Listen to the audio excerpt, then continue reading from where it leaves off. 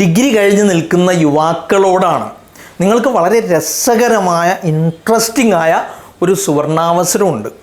Lamp എന്ന് പറഞ്ഞൊരു സാധനം കേട്ടിട്ടുണ്ടാവും എന്ന് വിശ്വസിക്കുന്നു. കേട്ടിട്ടില്ലാത്ത ആളുകളോട് പ്രത്യേകിച്ച് legislative assistant to member of parliament എന്ന് പറഞ്ഞൊരു ഫെലോഷിപ്പ് പ്രോഗ്രാമാണ്.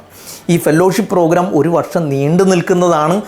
പിമാരുടെ കൂടെ സഹവസിക്കുക, അവരെ അസിസ്റ്റ് ചെയ്യുക, 12 മാസം അവരുടെ ഒരു പബ്ലിക് പോളിസി ലെജിസ്ലേഷനൊക്കെ ആയിട്ട് ബന്ധപ്പെട്ട കാര്യങ്ങളിൽ ഒരു അസിസ്റ്റൻ്റായിട്ട് വർക്ക് ചെയ്യുക എന്നുള്ളതാണ് ഈ ഫെലോഷിപ്പിൻ്റെ ഒരു പ്രത്യേകത.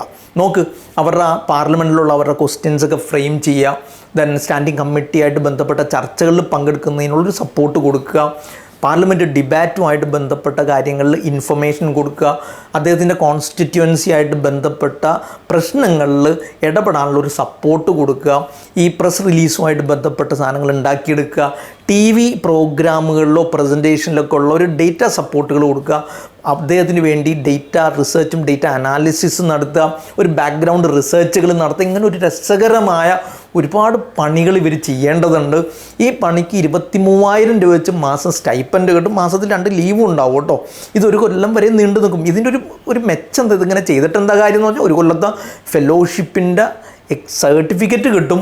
അതോടൊപ്പം അത് കഴിഞ്ഞ ആളുകളേക്ക് എടുത്ത് നോക്കിക്കഴിഞ്ഞാൽ നല്ലൊരു വിഭാഗം 90% പല രസകരമായ കരിയറിലേക്ക് പിന്നീട് എത്തിപ്പെട്ടിട്ടുണ്ട്. ഇപ്പോൾ ഗ്ലോബൽ പ്രീമിയർ ഇൻസ്റ്റിറ്റ്യൂട്ടുകളായ ഹാർവാർഡിലും യെയിലും ബെർക്ക്ലിയും പ്രിൻസ്റ്റണും സ്റ്റാൻഫോർഡും ദെൻ പെൻസിൽവേനിയ ഒക്കെ പോലുള്ള കേംബ്രിഡ്ജും ഓക്സ്ഫോർഡൊക്കെ പോലുള്ള യൂണിവേഴ്സിറ്റികളിൽ ഈ ഫെല്ലോകൾ പിന്നീട് പഠിക്കാൻ ചേർന്നിട്ടുണ്ട്. അതോടൊപ്പം പബ്ലിക് പോളിസി മേക്കിങ്ങുമായിട്ട് ബന്ധപ്പെട്ട ഒരുപാട് പ്ലാറ്റ്ഫോമുകളിലും ഓർഗനൈസേഷനുകളിലും ജോലിക്ക് ചേർന്നിട്ടുണ്ട്. ദെൻ പിന്നീട് പലപ്പോഴും ഇത്തരം ആളുകൾ ഈ IMO അതുപോലെ അല്ലെങ്കിൽ IITകളോ സെൻട്രൽ യൂണിവേഴ്സിറ്റികളിലോ മാസ്റ്റേഴ്സിന് പോയി ചേർന്നിട്ടുണ്ട്. അതോടൊപ്പം IASഉം IFSനും വേണ്ടി പ്രിപ്പയർ ചെയ്ത് സിവിൽ സർവീസ് എഴുതി IASഉം IFSഉം കിട്ടിയ ആളുകളുണ്ട്. അങ്ങനെ വർക്ക് ചെയ്യുന്ന ആളുകളുണ്ട്. മൊത്തത്തിൽ എടുത്തു നോക്കിക്കഴിഞ്ഞാൽ രസകരമായ ഒരു കരിയർ ഓറിയൻറ്റേഷനിലേക്ക് ഷിഫ്റ്റ് ചെയ്യാൻ പറ്റും എന്നതാണ് ഈ ഒരു അനുഭവം കൊണ്ട് നമുക്കുണ്ടാവുന്ന ഒരു ഇമ്പാക്റ്റ്. ഇത് മാക്സിമം ചൂഷണം ചെയ്യാൻ ഉപയോഗപ്പെടുത്താൻ നമ്മൾ ശ്രദ്ധിക്കണം. ഏതെങ്കിലും ഒരു പെർട്ടിക്കുലർ നമുക്ക് മുൻഗണന ഉള്ള അല്ലെങ്കിൽ നമുക്ക് തിരഞ്ഞെടുക്കാൻ പറ്റുന്നൊരു MP അല്ല, കിട്ടുന്നൊരു MP ഒരു പൊളിറ്റിക്കൽ ലീനിയേഷനോ അല്ലെങ്കിൽ നമ്മളുടെ മതമോ ജാതിയോ നമ്മളുടെ ഒരു അക്കാഡമിക് ബാക്ക്ഗ്രൗണ്ട് ഇതൊന്നും നോക്കാതെ തികച്ചും മെറിറ്റിൽ സെലക്ട് ചെയ്യാം. മെറിറ്റ് എന്ന് പറയുമ്പോൾ ഡിഗ്രി ക്വാളിഫൈഡ് ആയിരിക്കണം. അതോടൊപ്പം ആപ്ലിക്കേഷൻ സബ്മിറ്റ് ചെയ്യുമ്പോൾ അത് 21 December 21 last date application submit ചെയ്യാനുള്ളത്. PRSൻ്റെ സൈറ്റിലൂടെ വേണം നമ്മൾ ആപ്ലിക്കേഷൻ കൊടുക്കാൻ. ആ കൊടുക്കുമ്പോൾ അതിനൊരു എലിജിബിലിറ്റി അല്ലെങ്കിൽ റിക്വയർമെൻ്റ് എന്ന് പറയാൻ പറ്റുന്നത് 2 എസ്സേകൾ നമ്മൾ സബ്മിറ്റ് ചെയ്യണം. അതിലൊന്നൊരു സ്റ്റേറ്റ്മെൻറ്റ് ഓഫ് പർപ്പസ് മോഡലിലുള്ളതാണ്. എന്തുകൊണ്ട് ഈ ഒരു പ്രോജക്റ്റ് ഫെലോഷിപ്പിൽ നമ്മൾ ജോയിൻ ചെയ്യുന്നു, അതിനുള്ള നമ്മളുടെ യോഗ്യതയായിട്ട് ബന്ധപ്പെട്ട് നമ്മളുടെ ഒരു ജസ്റ്റിഫിക്കേഷൻ, അതിനുള്ള കഴിവുമായിട്ട് ബന്ധപ്പെട്ട് നമ്മളൊരു ജസ്റ്റിഫിക്കേഷൻ. അതോടൊപ്പം രണ്ടാമത്തെ എസ്സേ എന്ന് പറഞ്ഞാൽ പബ്ലിക് പോളിസി ഇംപ്ലിക്കേഷനൊക്കെ ആയിട്ട് ബന്ധപ്പെട്ട കാര്യങ്ങളിലുള്ളൊരു എസ്സേ ആണ് അതിൽ കൊടുക്കേണ്ടത്.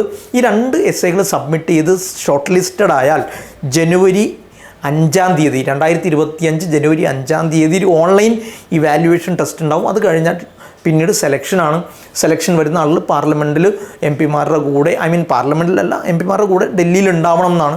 പെർട്ടിക്കുലറായിട്ടൊരു ഓഫീസൊന്നുമില്ല. MPമാർക്ക് അങ്ങനെ ഒരു ഔദ്യോഗിക ഓഫീസൊന്നും ഗവൺമെൻറ് പ്രൊവൈഡഡ് ഓഫീസൊന്നും ഉണ്ടാവില്ല. MPമാരായിട്ട് അറേഞ്ച് ചെയ്ത സംവിധാനങ്ങളുടെ കൂടെ നിന്ന് വർക്ക് ചെയ്യുക. റെസിഡൻഷ്യൽ ഫെസിലിറ്റീസും ഹോസ്റ്റലൊന്നും കിട്ടിക്കൊള്ളണമെന്നില്ല, അങ്ങനെ ഉണ്ടാവില്ല. എന്തെങ്കിലും സംവിധാനം പിന്നീട് MP മുൻകൈ എടുത്ത് ഏർപ്പെടുത്തി തന്നാൽ സന്തോഷം. പക്ഷേ ഈ 23,000 സ്റ്റൈപ്പൻഡിൽ നിന്ന് നമ്മൾ ഇതൊക്കെ കാണണം. ദെൻ അതോടൊപ്പം തന്നെ നമ്മളുടെ ലീവ് 2 ദിവസം ലീവ് ഉണ്ടാവും.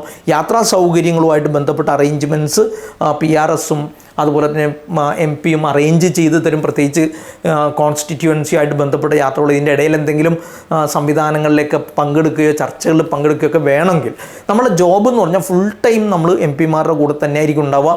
പ്രത്യേകിച്ച് പാർലമെൻറ്റ് സെഷൻ നടക്കുന്ന ടൈമുകളിൽ.